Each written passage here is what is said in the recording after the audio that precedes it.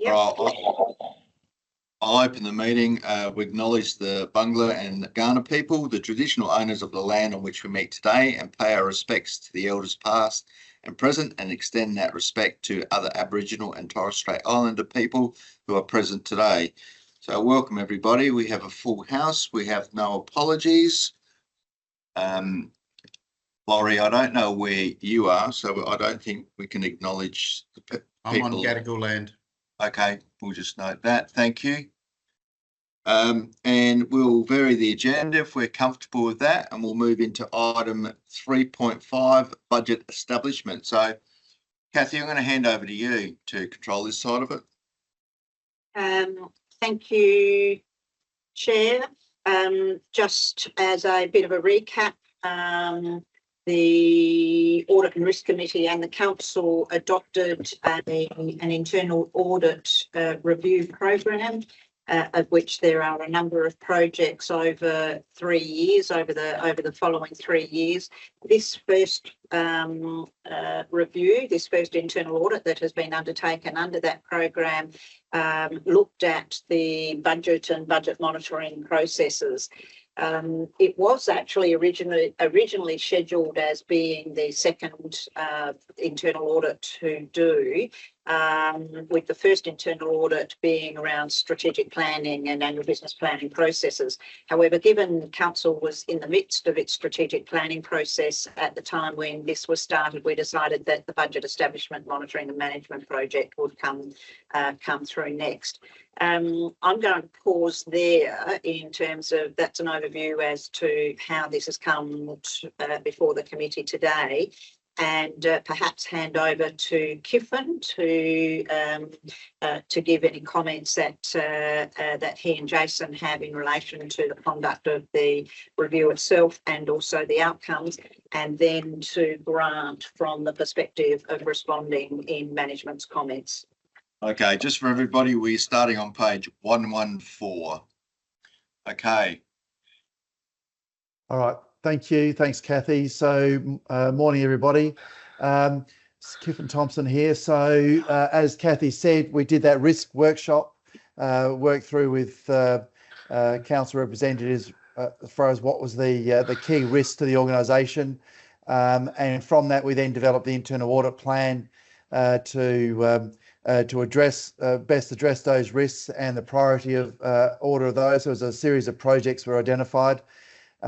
We then agreed a scope in regards to the budget establishment, monitoring and management process, which we then undertook, and this is the report as a result of that. This is our first internal audit project we've done with you guys, so it's a bit of learning as far as how we want to proceed with this.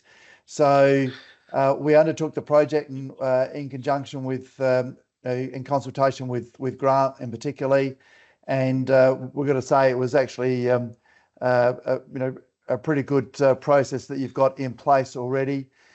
You've got a report with our findings. So what we do is we, in our findings, bring out the key findings, the details behind those findings, and our good practice observed.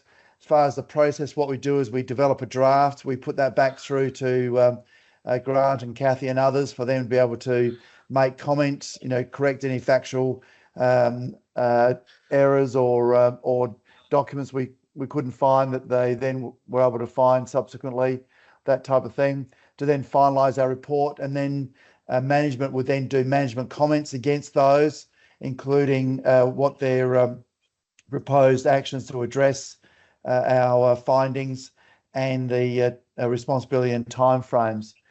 So, Chair, I could ask Jason to step through the key things if you want, or do we take it as read? What would you like?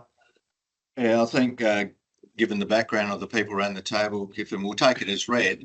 I suppose just as a closing comment before we open up for general discussion, BDO's comments on management's response, are you comfortable with their response as well as the timing?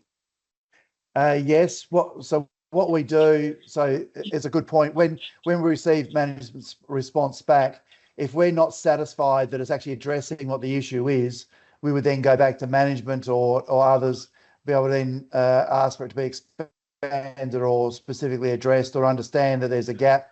And it could well be that, you know, we're independent, we come up with a particular finding, and management then come up with their own thoughts and don't agree with ours. But at the end of the day, it's up to the Audit and Risk Committee. But that's as far as to make the call. But that's not the case in this situation. Management made comments, recommendations, and timing, and we're quite comfortable with those.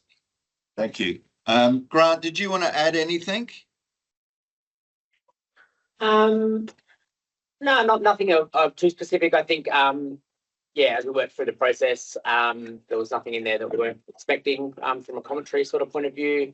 Yeah, I don't think there was anything of great concern, as pointed out. It was just areas for improvement in process, documentation, and yeah, some other improvements. So yeah, no concerns from our end. Thanks, Grant. I might go to Laurie first. Laurie? Yeah, thanks for the report, Kiffin, and thanks for the comments.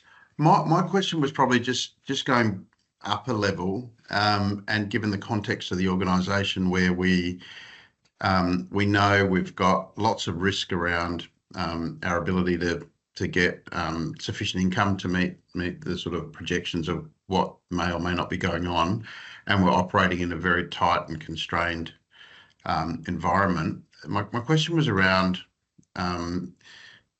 whether we've got the right level of rigour around how we're actually establishing new sources of either income or revenue, or making decisions that will set us up for long-term success, as opposed to the process of actually just doing the day-to-day budget stuff. I'm not sure whether it was covered off or not, but I'd just be keen to get your thoughts on A, whether you looked at it, and B, whether you've got any views. It wasn't directly in scope, but I do think that would be part of that next project where we're looking regards to strategy, where you wanted to go, the long-term financial plan, and how you're going to fund that. Jason, have you got any comments regards to that area? I don't think we looked at it specifically. Other than good morning, everybody. Other than from the project side of things, so obviously the funding of new opportunities and the ongoing maintenance of new investments, which was flagged by ESCOSA, is probably an area that we do touch on in the report, and we do recommend some greater rigour really around the initial establishment of some of the assessment of some of those projects, and doing sort of post-investment reviews. But in terms of actually identifying new revenue streams and assessing the validity or accuracy of some of the budget assumptions, that wasn't within the scope itself. And that was one of the challenges we had through the process, I would say, is that we did need to distinguish between issues that were raised by stakeholders as being related to the budget process itself versus potentially frustrations they had with the financial constraints of council. And we really needed to bring it back to that process issues rather than inadequate or insufficient budget for what they'd like to do. Yeah, I think that the reason why it's an important issue is because, I'd hate for us to be putting out reports saying the budgeting process is great and everything's going well, while we're actually continuing to be in a situation where either it's harder and harder to achieve an outcome that we want to, or deficits keep getting revealed, etc. And somehow in that process, how we actually thinking about those issues. And if it comes up in the next piece of work, I think it's important for us to make sure that we've got that level of rigour over that process, so that we're actually having the right discussions at the right time. Laurie, that's excellent timing, because I've actually got the draft approach in front of me for that next project. So I think that what we should do is make sure that aspect is incorporated in that, and I would therefore think that you get to be able to see that our findings on that relatively soon. Laurie, anything else from your perspective? No, thank you. Thanks, Peter. Nothing to add. Thanks, Grant. Pat. No, my questions were around what BDO thought of the management responses and I agree also with what Laurie had to say, so all covered. Yeah, I'll probably drill in a little bit onto page 127, and it goes to the mechanisms that sit behind that piece of looking at prioritisation and focus and priority. And around, is there a project management office in place, Kathy, in the organisation? I wouldn't say there is a project management office in place. However, we are developing structures around project management within the organisation. Certainly, our manager of capital assets and capital projects delivery is, you know, from an overall perspective, managing the process and also the progress of projects coming through. But is it your traditional project office? No.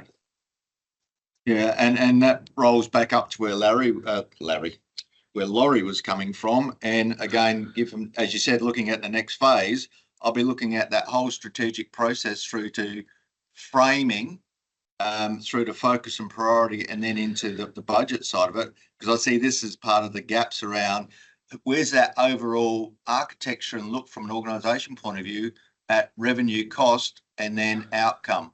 So I would encourage that as part of the next review, but also encourage around item 3 of getting that in place sooner.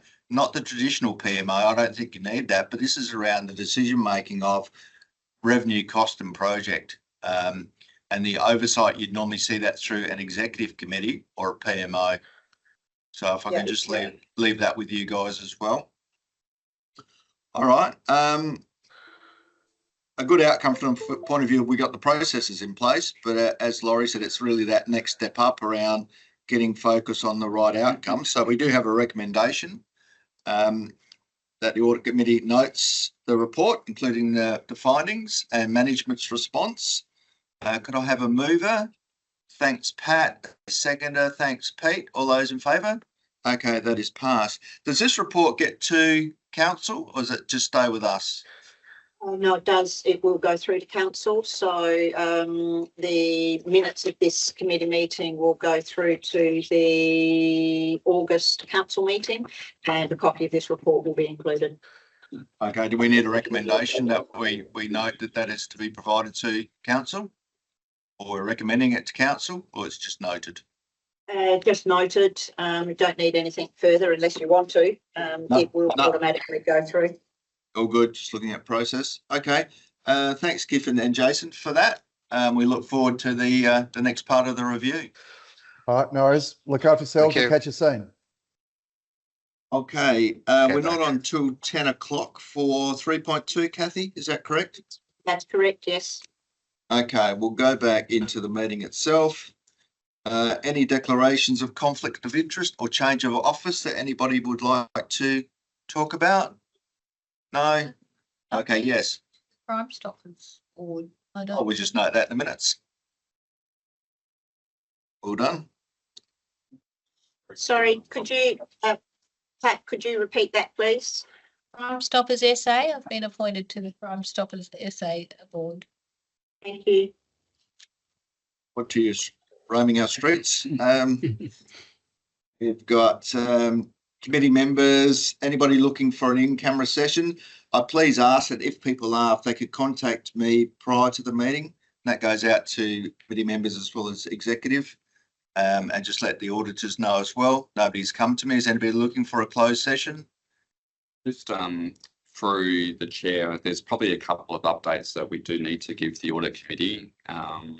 So it may be worth going into camera to deal with a couple of those. You don't want to wait till 4.3? Yes, we can. We've got that section. No, 4.3 is fine. We've got that at the end. You okay with that? That's fine. Yeah. All good. We definitely want to hear those updates. We have the minutes of the meeting of the 13th of May. Just noting it, we'll endeavour to get these out earlier to people in the future. Anybody, any comments in relation to those minutes? Just 2.4, the first line doesn't make sense. It's just grammatical, I think.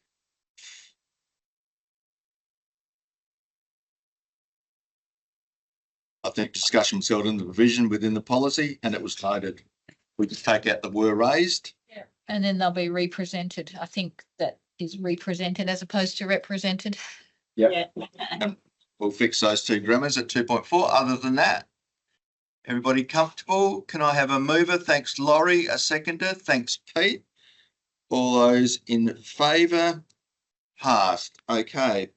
We have the business arising. So, Kathy, I'll go to you on that one if I can. Yes, thank you through the chair.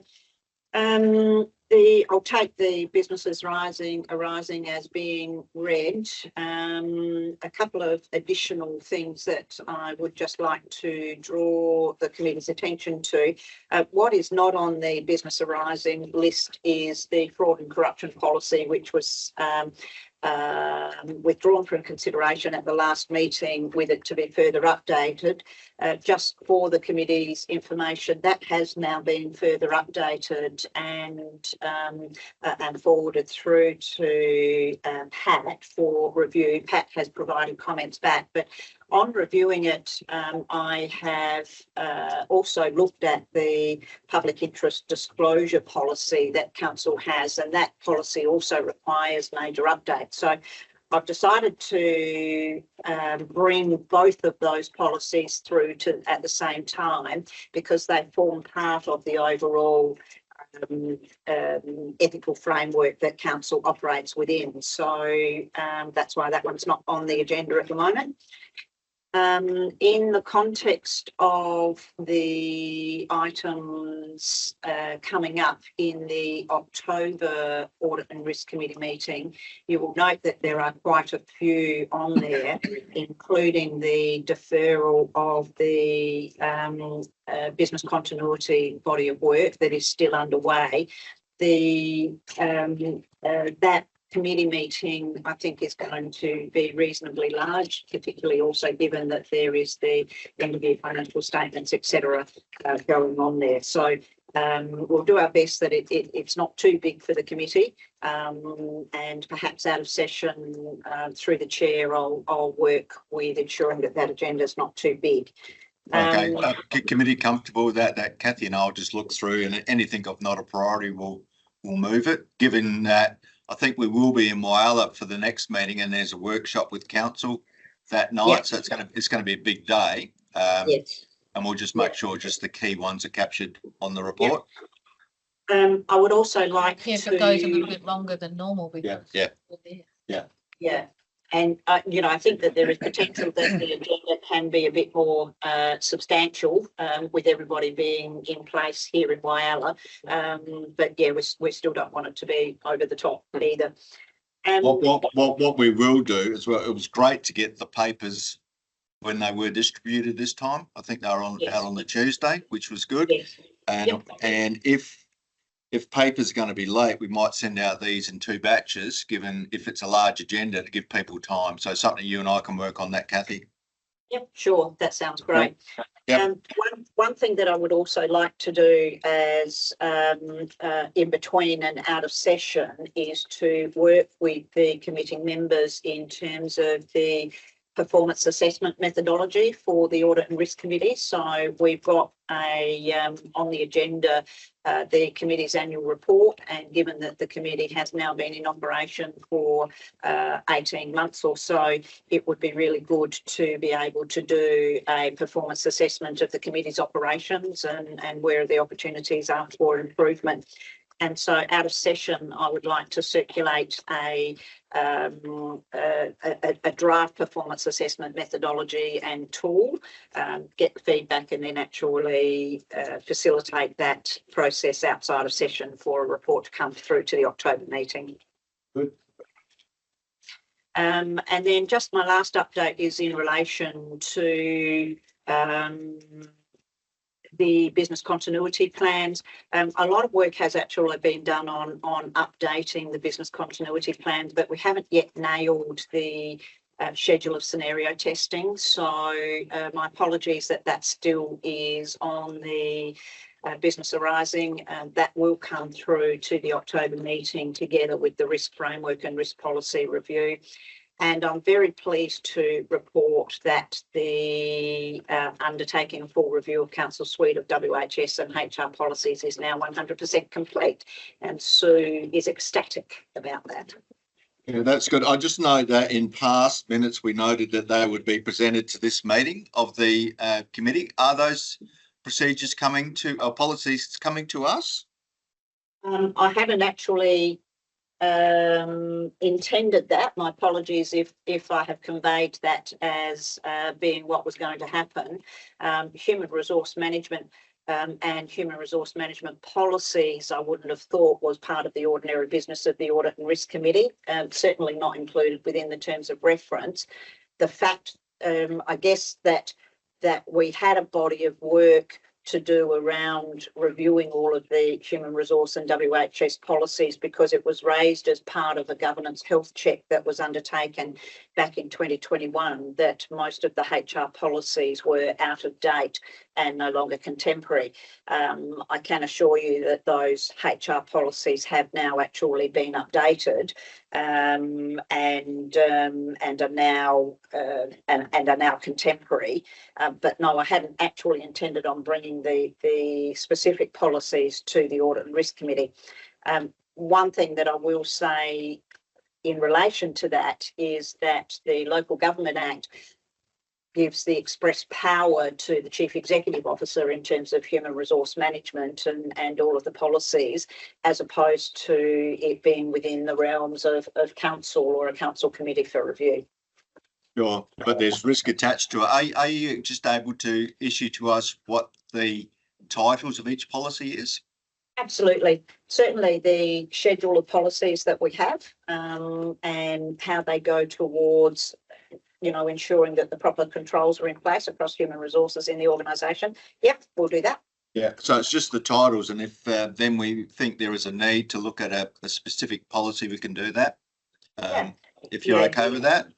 Yeah, go on. If I may just add to what Kathy said, it's not an issue per se in terms of sharing the policies with the Audit and Risk Committee, but we didn't want to drown you because there's a lot of them, and we'd rather probably get your attention focused on something that's going to be more value adding than reviewing those. But so happy to share the list, and if you want to do a deep dive on any of them, we can do that. Yeah. Okay. Kathy, there was one other. I think the procurement policy was coming back as per the minutes. I'm just on page 6.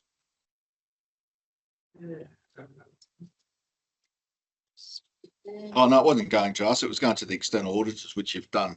Apologies for that. Yes. No, that's okay. Yep. Yeah, all good. All right. I'll open it up for any questions, Pete. No, nothing from me, thanks. Laurie. Nothing to add, thanks.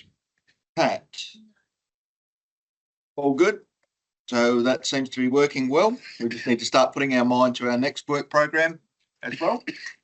Yep. Make sure we're ahead of that. So thanks, Kathy. I think that's working very well at the moment for us.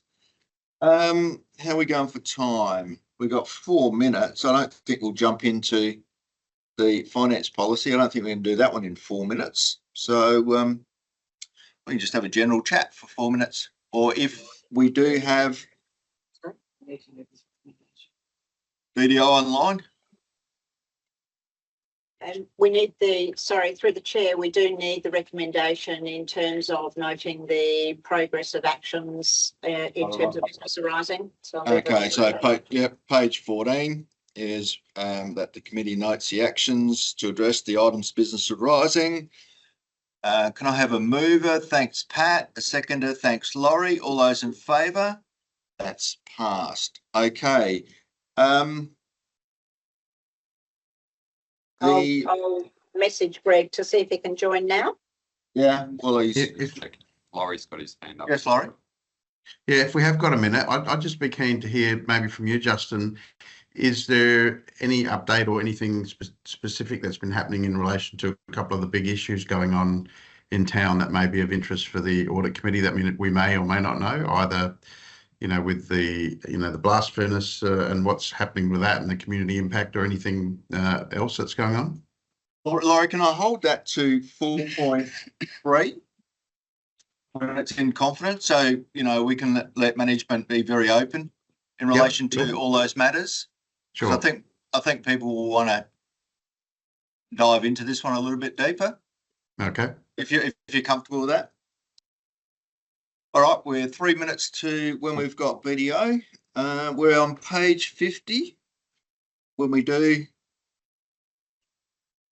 jump up. Just message Greg that we're ready now. He was coming in at 10 anyway, wasn't he, or 10:30? 10. Yeah. There it is. Here we go. There it is. I've done lots of things at once. So it's just Greg. Scott's not coming in. Scott's overseas.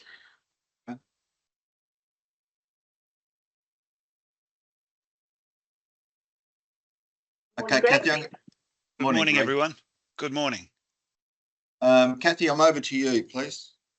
Yep, thank you. As with the initial and first internal audit report that has come through, as the committee is aware, we have commenced a service review program as part of our efforts to look for where we can identify savings across the organisation and efficiencies and improvements. The open space services service review was one of the first 3 service reviews that we have commenced, and this report has been quite some months in the making, given the size and the body of work that has actually undertaken.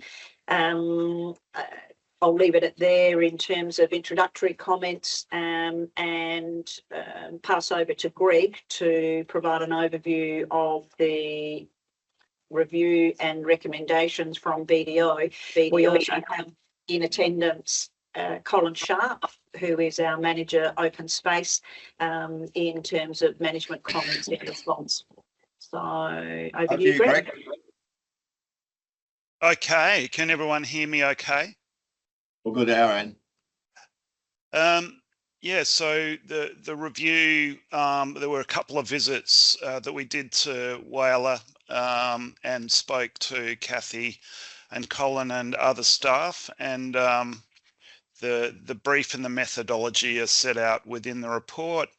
And then there's a section of the report around our observations. We included reviews of things like CRMs and your recent community surveys. We looked at your staff development and the spend on staff and their qualifications and positions and structure. And then we got into a financial analysis of the open space part of Colin's budget, and you will see a few slides there which drills down into the spend across the cost centres within the open space area, and the recommendations are there are. Let's see. There's how many do we come up with? We had 10 recommendations. There is probably some order to the recommendations in terms of establishing some open space criteria, establishing the standards that you would like associated with each of those open space categories, and then applying resources across those standards and categories. Some examples from other councils, Yankalilla and Adelaide Plains have been included as reasonable approaches to this sort of thing. There is, I guess, a political element to council assigning categories to certain open space based on geographical location and what the community might feel and what the elected members might feel about community sentiment with some of the open space. But it's a trend that most councils are pursuing now in terms of assigning standards and categories and then trying to maintain service levels to those standards. That's probably a summary statement, and I'm happy to answer more questions of a detailed nature. Thanks, Greg. I might open up, given it's a fairly detailed report, I might just open it up for discussion with the committee. I'll go to you first, Pat, if I can. So I thought it was a detailed and quite comprehensive report, and the recommendations I thought were, I mean, obviously what needs to happen. I'm interested in how that is going to be approached and how that's going to happen. But I didn't have any specific questions about the substance of the report itself. Okay, we might hold that piece till everybody's had that comment around the next steps. So, Laurie, over to you. Yeah, thanks. It looks like obviously there are a lot of recommendations and lots of questions raised. As I was going through it, I was trying to understand under the policy where the most impact will be by adopting the recommendations and what we would actually get from each of those recommendations, where, and also if and where there will be either cost savings, additional cost, additional amenity, or otherwise, just to try and get some sort of relativity. So I'd be keen to see the thinking of how we prioritise and try to better understand the the why and how and what we must do, should do, or could do in relation to this report. Keen to get any feedback on that. Okay, we'll capture that with Pat's as well. Thanks, Laurie. Peter? No, nothing further to add, Grant. Yeah, from my perspective, probably consistent with Laurie and also Pat. I'm sort of sitting here saying we're in a turnaround situation. So if we look at turnaround companies, they're very much around deep, painful cuts. And I sit there and say, well, where's the money shot on this one for me? We were looking at cost saving, but we've got a lot of process and activity. Where's the financial outcome or benefit from this review? And what I would be looking for is what's the short, medium and long-term play here? And based on that priority, where will the benefit? So what's the outcome? Similar to Laurie, where's the outcomes or financial outcomes in relation to this? And very much structured around what we're going to stop doing, what we're going to start doing, and what we're going to change. So what it didn't do for me, even though there's a series of recommendations, is the prioritisation with the outcome attached and how we're going to prosecute on getting those outcomes. So I might hand back to you, Kathy, on that one around, okay, we've done this piece, and even to you, Justin, of, okay, how do we take this and get outcome from the review? Tangible outcome. And thank you through the chair and to the comments from committee members. Agree 100% in terms of how or where do we actually now take this into the next steps of either financial savings in terms of less expenditure in open spaces, or increased service levels out into the community, or what is the budgetary structure of these services, what is the nature of the services and the levels of services that we provide to this city. It's I think that, and certainly we as management have reached the conclusion that the biggest body of work that now needs to be done is that which is articulated in recommendation 1, and that is to develop the documented tiered set of service level standards for open space. One of the examples that was provided in the report was around the number of playgrounds that we have, as opposed to potentially the number of playgrounds that we probably need or should have in this city. It appears to be an over-servicing in terms of playgrounds, and so the body of work that needs to be done with the council, therefore, is to bring in to a council workshop a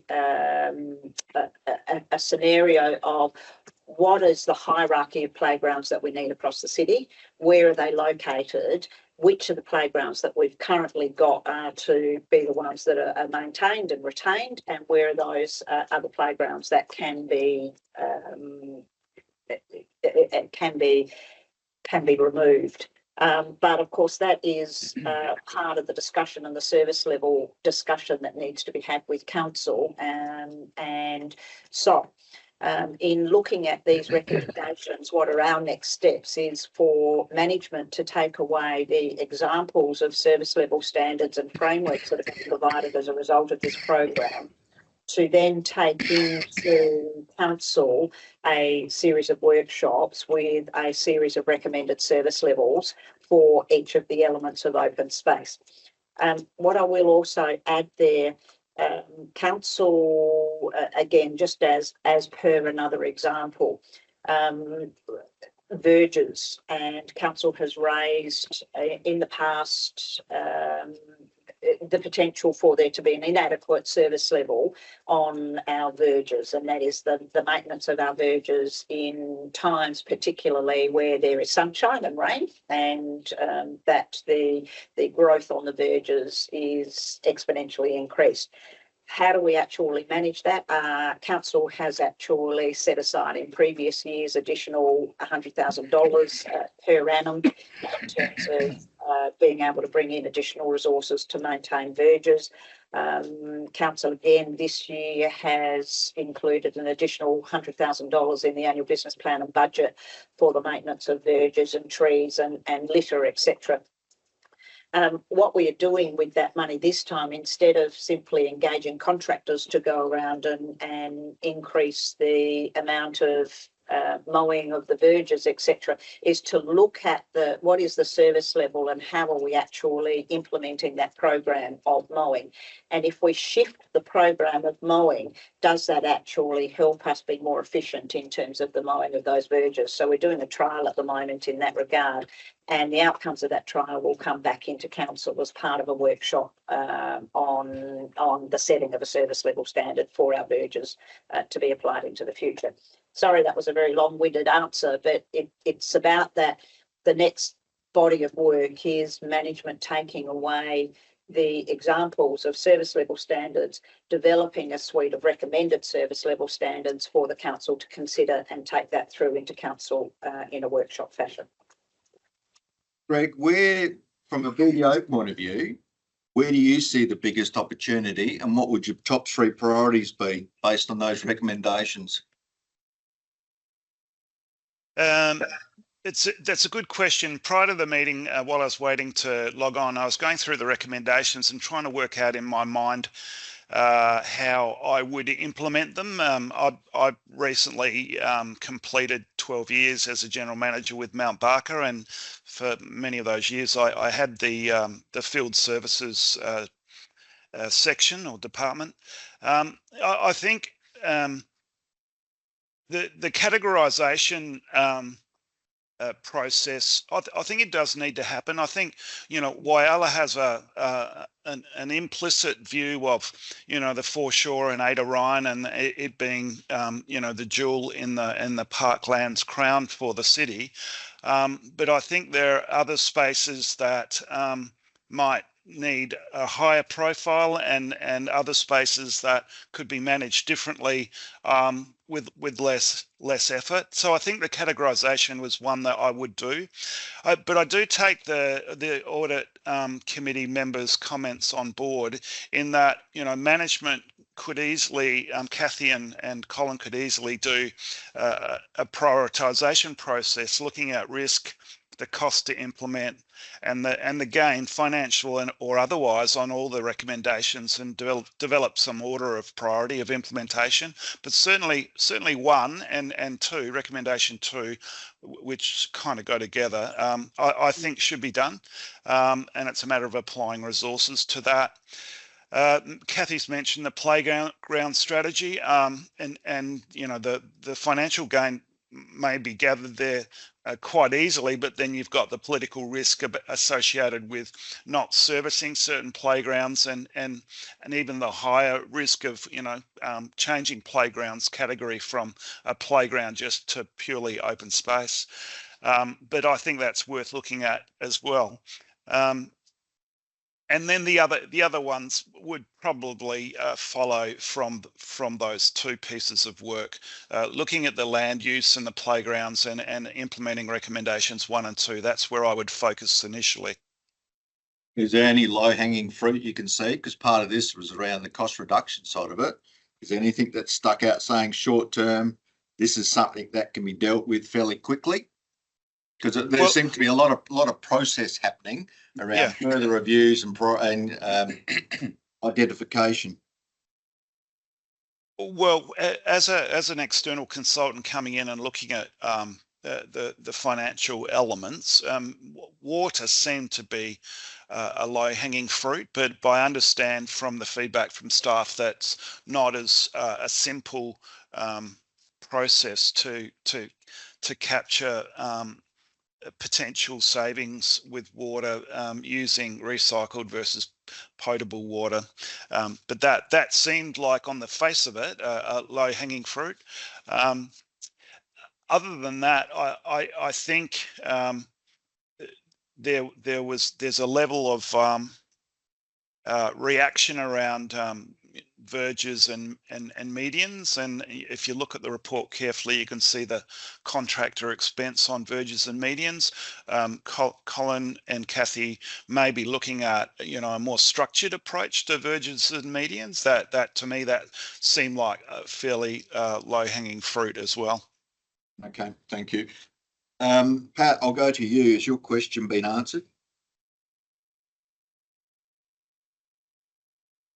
Yes, but it's, I guess, yeah, what I'd be looking for is what the priority is, how they action it, and identification of the associated cost/budget requirements for each of the outcomes. So, for example, it's all very well to say, well, this is our tiering, but if you've got category A through C of all of those, and then you decide that the service level standard for each of those is up here, you can't do it. So 1 and 2 pretty much have to be done together, so that you can categorize what you've got to spend or what you want to spend, and how you spread that through those categories.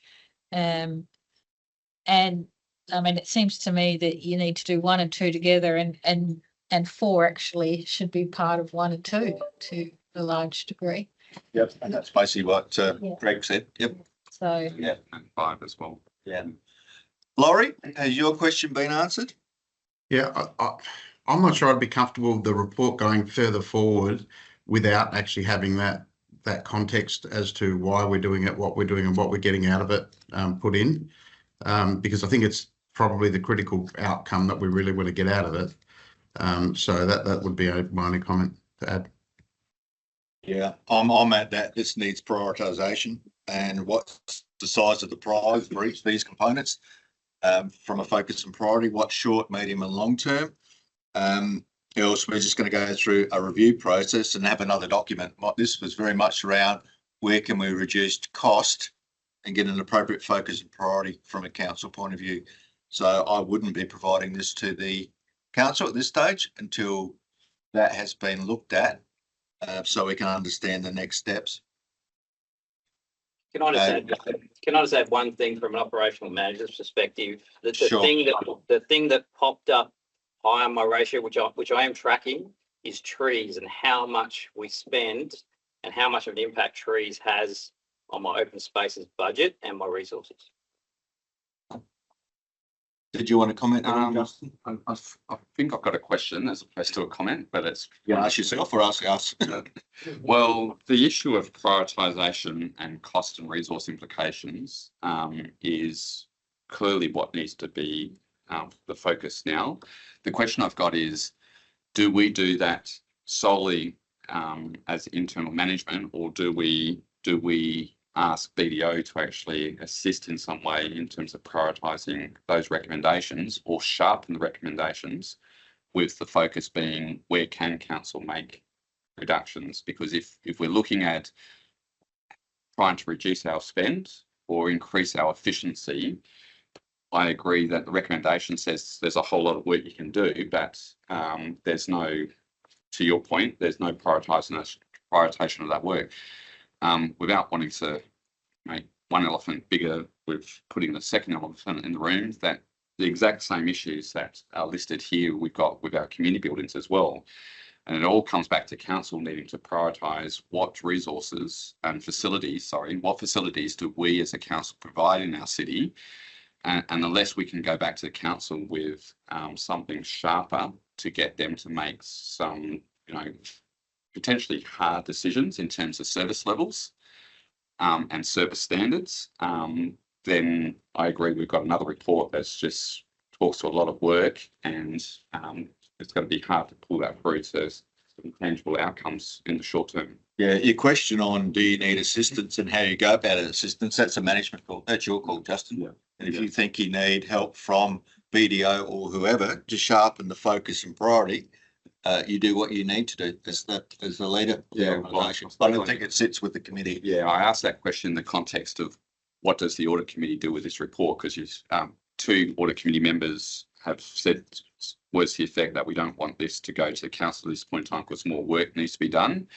So the question, it's a rhetorical question, is what work needs to be done to provide the audit committee and ultimately council confidence that we've got something that can inform good decision making.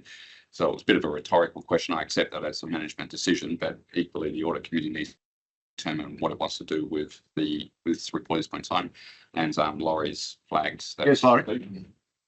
Yeah, Justin, to that point, if I'm receiving this report and it's telling me that I'm either managing it well, not managing it well, or have opportunities, I would be expecting to better understand what those opportunities are, where I should manage it better, and so that if there's a decision being made, I can make the decision based on the potential benefits or costs that we're going to get from it. So I think to your original point, maybe there's a little bit of sharpening of the recommendations in terms of the potential impact, given that the piece of work's been done specific around those assets. And obviously there's a lot of knowledge in that space.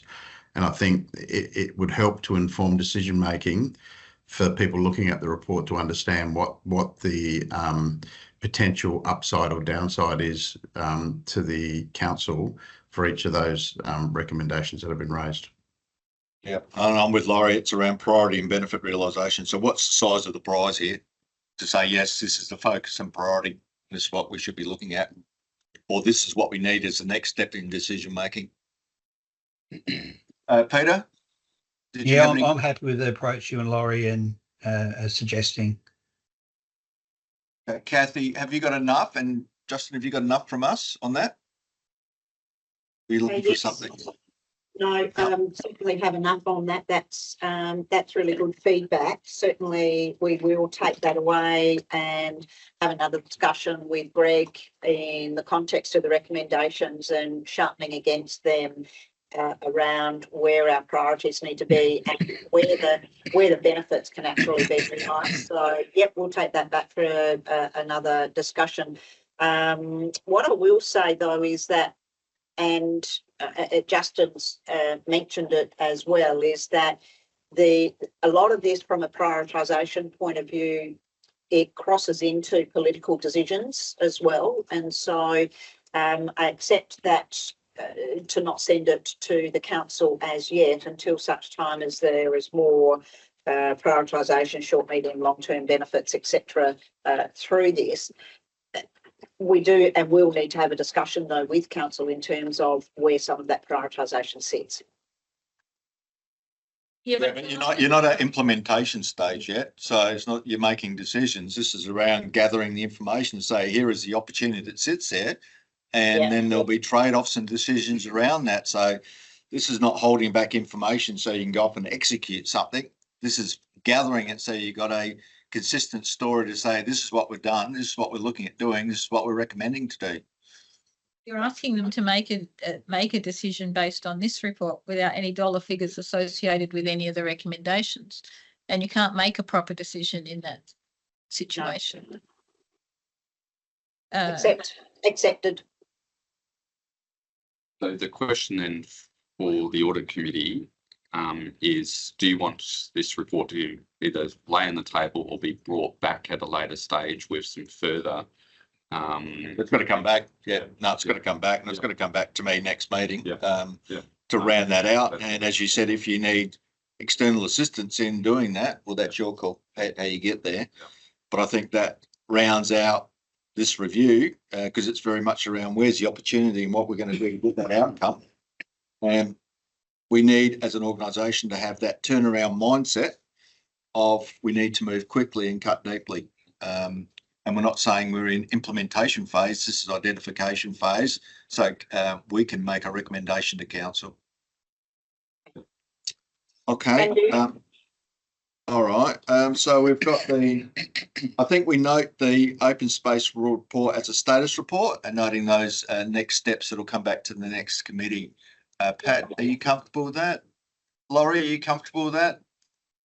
Pete? Yep. Okay, I think there's a lot of good work in there. It's how we then take it forward as an organisation. Greg, any closing comments from you? No, I think that's a fair assessment, and there'll be a bit of work putting into a prioritisation and a cost to implement and a benefits format, but it's work that would be useful and can be done. Okay, thanks, Greg. All right. All right, can I have a mover of that? Thanks, Pat. Seconder, thanks, Laurie. All those in favour? Everybody's waving. That is passed. Okay, thanks, Greg. We'll let you go back to your day job. Thank you very much. Bye. Thank you. All right, we're now going to go page 23. Grant, I think you get a chance to have a chat to us. Yes, thank you, through the chair. So there was a number of policies that were due for review. Sorry, got a frog in my throat. That were due for review. I've included them as one report because none of the policies really needed on review, didn't need major updates, only pretty minor, either wording updates, clarifications, or just slight changes to current practice. So happy to take any questions on any of those, but as you can see in the report, there's nothing of major Grant, just a question regarding the credit card policy. Yep. So it states in there that there's no cards provided to EMs, which makes sense. Does that include the mayor? Because previously I reckon the mayor had a card. Yeah, back in the day, the mayor had a card. Basically, it's been made clear over the last few years ago, it was made clear that that's not correct practice within local government. Obviously, as you know, the mayor doesn't have delegated authority. Council have delegated authority as a whole. And so I don't know if I can't speak for all councils, but I know most councils that I know of have moved away from having any elected members having cards, including the mayor. And so that's what council did a few years ago as well. Through the chair, that was part of a suite of recommendations from the Auditor General in terms of credit card usage across local government, that the mayors should not have credit cards. Okay, all right, we're going to open, we've got 3 policies. Thanks, Grant. We'll go to the first one being the budget management and review policy. Pat, anything from your perspective? Only minor changes been suggested. I guess I was just looking at the timing on page 4 or 29 of our pack of the budget update reports. So you've got one for the period ended 30th September, which should go to the Audit and Risk Committee ordinary meeting of council, Audit and Risk Committee straight after. And you've got a mid-year budget review report ending 31st of January each year. Given the timing of our meetings, the 30th of September report is unlikely to get into our meeting at the beginning of October. We don't have another meeting until February or sometime. So we wouldn't see that till February, which is about the same time we'd see the other one, potentially, if we saw that one in February. So I'm just not sure if it's our meetings that we need to think about, dates, or the timing of some of these. All right, your comments? Yeah, I'm happy to answer that. So that date is the indicative date of the review. Some of the work that goes into it happens before that date. And so that 30th of September one does make it onto the October meeting. The end of February one makes it onto the January one makes it onto the February meeting, and the end of April one makes it into the May meeting. So it's just, I guess it's the indicative dates that we've used previously for the review as at, but some of the pre-work and what we're doing happens during the month leading up to the finalisation of the report. So it may not actually be the period ending September. No, well, Maybe August plus. it's the 1st of October. There's no way you'd have a 30th of September end date data for that meeting. If I can, through the chair, the original scheduled date for the October meeting was the 8th of October. So there was that small period of time that did allow for that report to go on the October agenda. With us shifting it to the week earlier, it does put a time pressure on that particular report, but as Graham said, the majority of the work in the preparation of that report will have already been done and largely finalised. It's in policy. We've got to make sure that our meetings are structured so that can occur. Yep. Pat, where else? Really, on that policy, that was really all. I got a bit confused up the front with the strategic management plan and the long-term financial plan changes, but then I think I worked it out. You're happy, we're happy. Laurie? Yeah, nothing to build for me. Pete? Nothing further. I suppose from my perspective, on page 27, where we talk down the bottom about considering a list of parameters, I think you also need priorities and assumptions. So it's just not your parameters, but what's the priority and assumptions for the period going forward? Because if we just look at the financial parameters, it doesn't, a bit like we did this year, we said, okay, well, what will be the priority and focus and the key assumptions underlying the budget? And I think on page 29, whenever we get an update, we should look at upside and downside scenarios and how what would be the enhancements. So it's very much around, well, here's the numbers, here's the updated numbers, but this would be upside and downside. So what would be the range we would now be dealing with going forward, rather than an absolute number? And then how will we remediate? That was my only comment. Are you comfortable with that, Kathy and Grant? Yep. Okay. Yep. We've got nods. Okay, we'll move on to the hardship policy. Kathy, anything you want to add on that one before we open it up? Not from here. Okay, so this is it's external facing document. Sorry, Grant, did I cut you off? I was just going to say, like, this one literally was very, very minor wording changes. So yeah, no, the policy is still in line with current practice. Okay, and it is an external facing document. Laurie, anything from you? Nothing on the policy, but I am curious to know whether there has been an uptick in the number of people actually trying to use that policy at all, or whether that you see no change. Yeah, it's interesting. We get, as I said, we've tried to make the process as easy as possible, and think that the process is a fair one in terms of getting advice that is available for free from someone external from council, because obviously we're not best placed to, I think, make decisions on people's financial position and their capacity. But we find that very few people sort of go down that path. I reckon we might have had maybe one or two in the last 12 months. So people tend to stick to those. You've got people who stick to shorter term payment plans that don't require that financial counselling sort of, or financial advice. Those, I wouldn't, there might have been a small increase, but not huge. That's fairly standard over time. But then you get other people who don't engage at all. That tends to be the two types of people, and not a lot of people in the middle. And as for those type of people, there probably hasn't been a great uptick in those either. I think our sort of long-term receivables are about on trend. So yeah, no great changes at this time, but it would be good if to get more people engaging sort of in that middle zone and using that those services that are out there, because our local centre care are willing to take on customers and provide that assistance, but as I said, we don't get a lot of buy-in in that space. Justin, you want to make a comment? Yeah, just in terms of numbers, just remind everyone that we should anticipate that there could be a significant increase in the number of people who may come to council or seek support due to financial hardships due to the shift from site value to capital value. This year will be an abnormal year. A lot of people will be getting rate bills that they haven't seen before. So just wanted to mention that that we can expect a bit more availing themselves of this policy in the immediate future.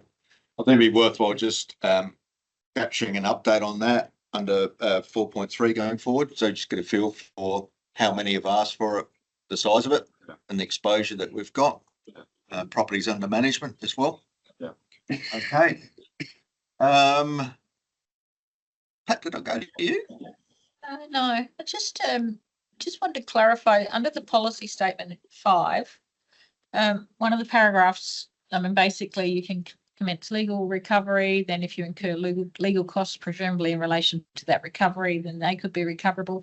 Then it just says payment plans and flexible payment arrangements will be made available to ratepayers and debtors for overdue amounts upon application. So does that mean that there's no discretion? Like if I decided to apply, even though I'm not necessarily in a hardship situation, but I just don't really want to pay council tomorrow, you'd have to give it to? Yeah, well, we do provide flexible payment arrangements up to a point. And so later in the policy, it sort of then delineates that into those. So we will provide short-term payment arrangements to any ratepayer that approaches us. That basically our policy is that if you do it before the due date, we will accept that. So that's either going into sort of like weekly, fortnightly, monthly payments that will clear you by the end of the financial year, but not necessarily by the due dates for the payment of rates, or sort of short-term extensions, if you will, so around a month past the due date for paying the quarterly amount. So we will provide that to anyone.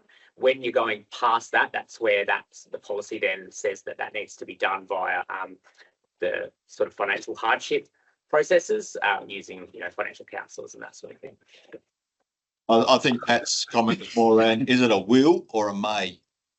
So as I said, we will provide flexible payment arrangements to everyone, and then later on in the policy, it then provides more detail on how that works, just delineating those short-term and longer-term payment ones between, and the short-term being open to anyone, and the longer-term ones needing that sort of financial hardship evidence.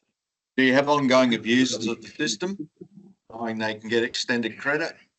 Oh, look, we would rather that people engage with us and actually enter into those arrangements rather than the other, because what you get is those, people that may do that regularly, and most do it most years. Like maybe they're on a fixed income and they'll ask us to assist them with what their fortnightly payment needs to be to pay it by the end of the year. So to us, that's not an issue, and that's actually much better than people being delinquent and not making contact with council and just allowing it to get further and further behind. So I wouldn't say it's abuse. I think there are definitely people who use it on an ongoing basis, but that's fine with us. That's not an issue. Is it an industry in itself? Meaning, is there a heavy load on staff? Because from a banking experience, a lot of times you see customers who don't pay until they get the first notice that they're in arrears. Is this causing a large amount of admin at the back end for council? The policy. No, I wouldn't say so. No, not at this stage. I think if we had, look, you might have, if we start having an uptick in the people actually wanting financial hardship assistance, as I said, that may increase our admin load, because as I mentioned earlier, we don't really get any of that at the moment. We get very few people engaging at that level. The day-to-day payment arrangements, that's manageable using existing staff levels, and it's not like we've got lots of staff in that area. We've literally got one rates officer, and that's fine. They can handle that load. So, yeah, not an issue at the moment, but yeah, definitely worth monitoring over time, especially if we see an uptick in financial hardship. Thanks, Grant. Laurie? Hey. No, nothing further. Okay, and we've got one last policy, bank credit card. Pat, anything from your perspective? Other than a typo, I didn't have any comments on it. Okay, we'll let you feed the typo through. Pete, No, nothing further. Laurie? All good. The only one for me is we note in here a link back to a corporate credit card procedure around the approval side. Should that be something that should be embedded in the delegations, procurement, or this policy itself? Because it's unusual to link an approval system to a procedure without attaching the procedure to the policy. So we know, is there appropriate governance that sits around the approval process? So Kathy, did you want to, or Grant, did you want to comment on that? Yeah, I think that's probably an oversight maybe on my behalf. I think last time we did actually bring them together because there was no changes to it. I didn't even think about it because normally we don't with procedures, but I think that's probably why we did it last time, because of that link. So happy to either send that through out of session, or if you're yeah, I'm happy to handle that however you need to get just send it out with the minutes. Yeah, all right. Okay, we then have the recommendation, but other than the spelling, I think we're generally comfortable there. So we have the recommendation. Can I have a mover? Yeah, oh, sorry. You waving? You got a question, Pete, or you? No, just moving. Oh, you moved me along. Moving Okay. and seconding. All right, so the Audit and Risk Committee recommends the 3 policies for adoption to the council. Mover, thanks, Peter. Seconder, thanks, Laurie. All those in favour? That one's passed. Thanks, guys, on that one. Okay, we've got 3.1. Grant, did you want to take that one, or Kathy, are you taking it? Procurement. Yeah, I can take that one. So yeah, this is our standard quarterly report. Probably, yeah, just noting that I think last meeting or last quarterly report we had a larger number of exemptions than ordinary, and so we did say we would make sure we track that over time and see if that became a trend. As you can see in this report, there's nothing, a small number for this quarter. So I don't think that is a trend in uptick. Yeah, and happy to discuss anything contained within the report or any concerns. Thanks, Grant. Laurie? All good. Pete? Yeah, all good for me. Pat? Yeah. Yeah. Okay. Good report. Gives us the colour and information. So thank you for that. Anything you're worried about there, Grant, in the report or the process, or the people coming forward to tender? Any risk emerging? No, if anything, probably just outside the scope of this report. We've recently undertaken, it wasn't a tender, it was an EOI, but for concrete crushing. And I guess what it gave us was a bit of confidence in the market, potentially, in that we got like 10 companies coming forward, which for, you know, is a lot higher than we've seen in interest in any tenders or similar processes over a number of years. So it's only one item. And as I said, it was an expression of interest rather than a tender. So probably had slightly lower information requirements to make a submission. But yeah, I think that was interesting for us and maybe a good indicator of some of the uptick starting to happen in the city, and maybe what we'll start to see with some of our future tender processes, hopefully. So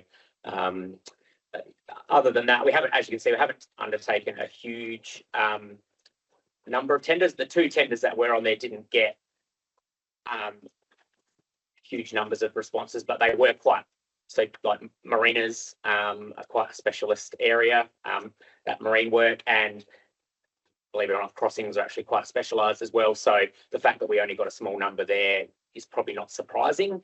You know, still go out to the whole market to test to see if there is anyone else there that you don't know about. But yeah, probably not unusual. But yeah, so hopefully good things coming forward.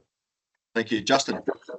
I just wanted to add, just in case audit committee members interpreted the front end of Grant's comment, that we are still experiencing quite significant locality allowances for tenders in the region.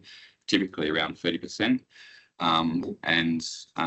Grant mentioned in passing the crossing, we've actually got a report going to a special meeting of council tonight where the tender price for a pedestrian activated crossing was well in excess of what we had anticipated was going to be. So it is still pretty expensive doing work in region. Okay, all right. Thank you. So we've got a did we do the recommendation on that yet? Where am I up to, Kathy? Yes, page 44, that the Audit and Risk Committee note the quarterly report. Okay, can I have a mover? Thanks, Pat. Seconder, thanks, Pete. All those in favour? Done. Okay. All right, we'll go to page 102 on the budget management strategy. So over to you, Grant. Thank you, Grant, through the chair. So this report, obviously after the last third quarter budget report, the audit committee requested a report be brought back on strategies for managing our budget going forward. Look, I think we've had many discussions on this and noted that managing our current budget position is a challenge and has been for a number of years.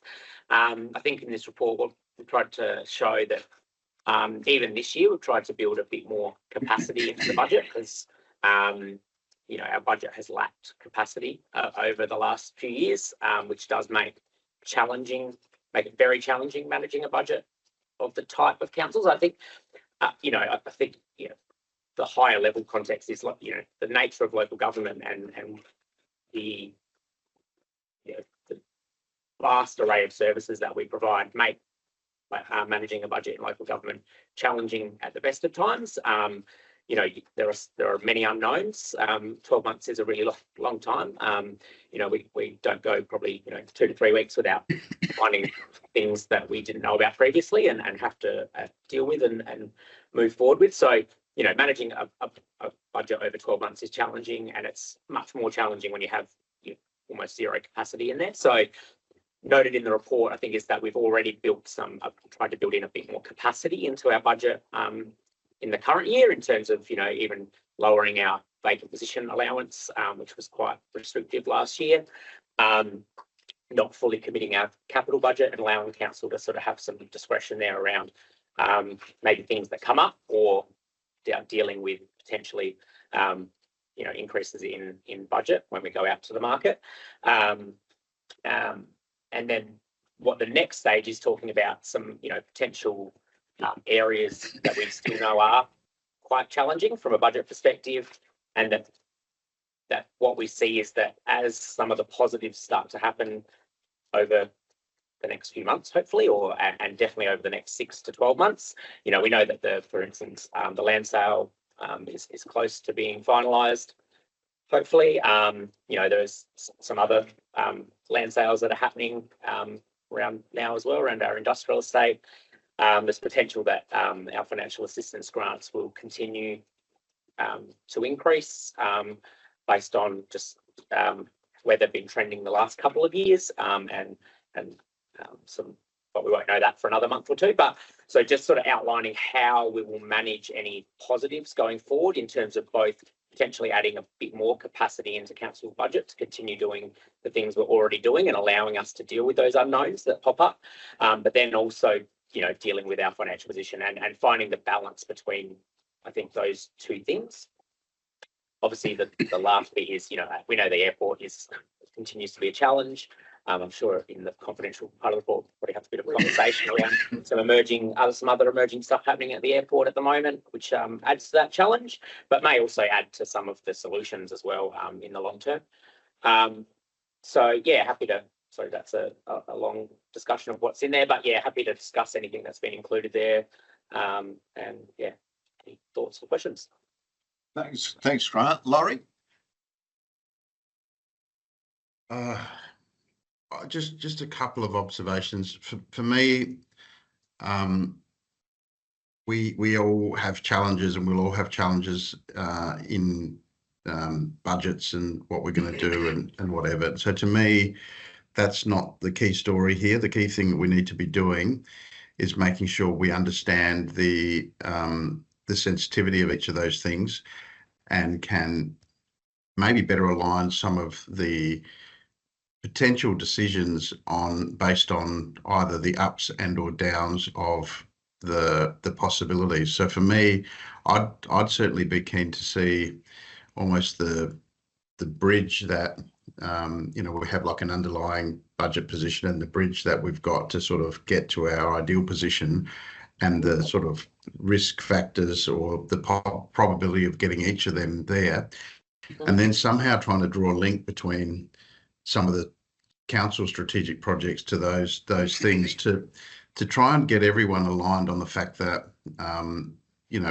when we're in this type of environment, there are decisions that need to be made. There are tough decisions that need to be made, and either we need to press extra hard or do whatever we need to do to get the upside stuff coming in, or if it doesn't come in, make sure we're focusing on how we can mitigate the downside a little bit more closely. So I don't know what I'm trying to say other than I think we need to try to get the link between these projects much more close to the activities that we're actually doing, and acknowledge the fact, take it as a given that things are tough and we're stretched and we're always going to be stretched. But really just trying to get a bit more clinical about what the decisions and options are. So that's what we're talking about. Thanks, Laurie. Peter? Nothing to add. Yeah, I had sort of hoped to get something that I think I'm saying the similar thing to Laurie. That was, if things go pear-shaped, this is what things look like they're going to go pear-shaped. These are the things that we can not do or that we'll have to do. And this is how we link to get that dollar figure for this. And it's always hard to be precise, but sometimes you just have to be. And I guess, I was perhaps looking more for strategies for what you do if things get worse, as opposed to the hopeful strategies if everything comes that we're hoping for. Now, it might be that you know more than me about the hopefulness of the future, but at the moment, I feel like we need to have that so that, a certain time comes and levers need to be pulled, then they need to be pulled. The other general comment I make is we always say the airport's a problem, the airport's a problem. It's our problem. But it's our problem. And I mean, we've had previous discussions about what sorts of things can be done to facilitate getting more money out of the airport, not just passenger levels. And yet we don't seem to ever really have considered that further. So that's just it's not necessarily part of this, but it was just as I was reading it, I was thinking the airport is our problem. It's not just passenger levies. There's lots of land there. And we've talked before about should we be doing a bit more work on how we make use of that. But it doesn't seem to have ever been considered further. Yeah, look, I'll probably be blunt, but I don't want to be offensive, if I can put it that way. This is the third time we've talked through what we've been looking for, and it hasn't been delivered. So there is either a lack of understanding of what we're looking for or a reticence not to do it. So I'm assuming that it's a communication issue we have at the moment. And what I suggest we do is actually run a little workshop at the next meeting where we run through, a bit like Laurie outlined, well, here is the waterfall. We start with the current position and we build in all of the uptick we think are coming along and the likelihood of that, put some probabilities and saying, well, this is end state if everything goes well. Is that a position that we are comfortable with? If not, here is then the turnaround focus on a business around cuts. And whether that be 20% reduction in staff, 20% reduction in capital expenditure, it's, well, this is what this would do for us, but this is the implication of going down that path. So it's not saying we will do it, but it's saying if we had to, this is what we would do. Because I don't think we by giving it back to you guys, I don't think we're going to get the outcome that we're looking for. I think in a workshop we should be able to work it through together to get comfort around that. So probably I'll put that back to Justin if you are comfortable with that approach, Justin. Short answer, yes. Happy to do a workshop. I accept your feedback that the report's not giving you what you were looking for. So take that on notice and think about what input document we can put into that workshop discussion, and we'll talk about the timing in a minute.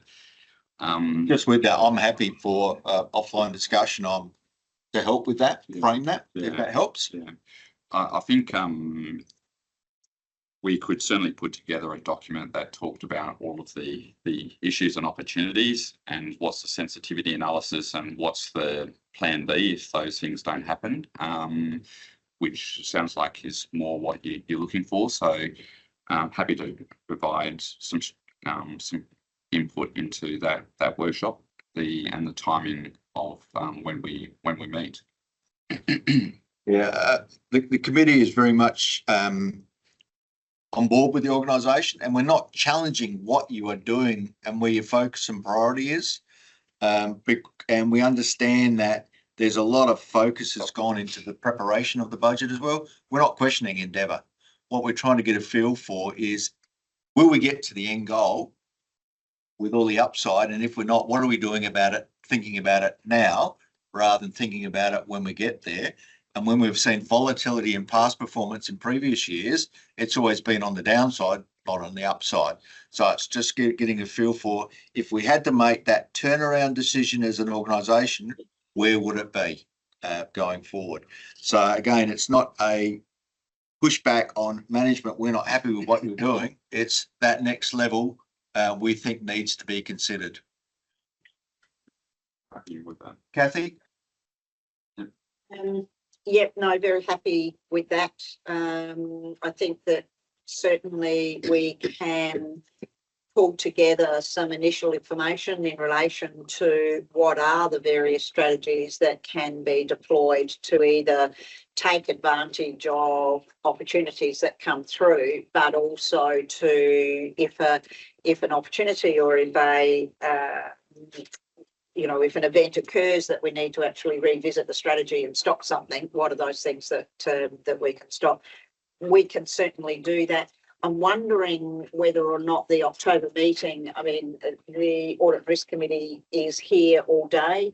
And so I think that the Audit and Risk Committee has previously made the comment in terms of let's actually make the use of you while you're here for that full day. So this will be an ideal opportunity to have that workshop on that day. And I think, we could also consider that something aligned to this topic is the topic of the joint workshop with the council as well on that evening. Yep. Good. All right. So, can I also sorry, through the chair, if I can also suggest, some of the discussions that we'll have later in the agenda under the confidential provisions, we'll probably touch back on this because this work is actually in part being done. So it's just difficult to talk about it in this environment at the moment. Yeah, I always look at it. What if your financier said they're not going to lend you any more money? What would you do? That's partly that scenario you're going to run through. Is okay, if the bank closes, where do you spend your money if you've got any? All right, so we've got that recommendation on page 102. Can I have a mover? Thanks, Pat. Seconder, thanks, Pete. All those in favour? Passed. Thank you. Thanks for your work on that, Grant. Okay, 3.4. Did you want to talk through that one, Grant, as well? Yeah, I'm happy to. I think in hindsight, probably could have actually been included in the last agenda. So I think it was just really giving a table and showing how the items from the audit committee were being closed out. They were all, as I said, from the current interim report, it was all fairly minor and either completed very quickly. I guess the procurement one, compliance with policy and procedures, is an ongoing thing, and ensuring that that continues to happen. But I think a lot of the things that were noted were potentially from the fact that we've moved to a new policy position over that period, and while people were getting familiar with some of the intricacies or what had changed in that process. I'm happy that we've closed out those fairly minor items, but yeah, happy to discuss any concerns. Yeah, thanks, Grant. In future, if you could break it down based on their individual recommendations as part of the closeout, because you've rolled it up into your 5 categories, but they've got a range of items. And normally it's good to say, yes, that's been closed out by this, by this, by this, because some of those items raised around procurement had a number of recommendations being made. So just as a takeaway for future, because I look at things like the contract register, the statement is we've brought it to admin's attention. Okay, well, what have you done about it? Rather than just brought it to admin's attention. So if you can just take that on board, I'm not looking for anything more detailed today, but it's more around those closeout reports, deal with each of the recommendations individually, and then rolls up into a summary, exec summary at the front. Okay, Laurie, any questions, comments? Hey, Nope, all good. Nothing from me.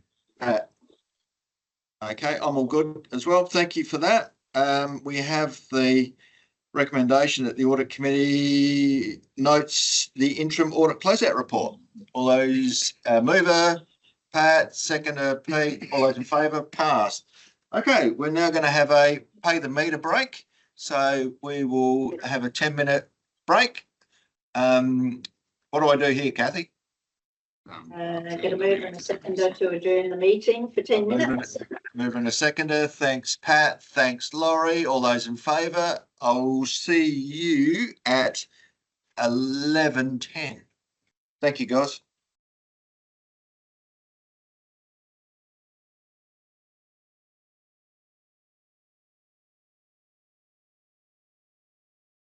Okay, mover, thanks, Laurie. Seconder, thanks, Pete. We're back in session. Okay, like to move into confidence. Can I have a mover? Thanks, Laurie. Seconded, thanks, Pete. All those in favour, we're in. Okay, we're going to deal with 4.3. So, Justin, over to you for some updates, please. Yes, I'll just do a quick skim across a number of things, hopefully of interest and benefit to the audit committee, and then I'm sure Jade and Kathy might want to add.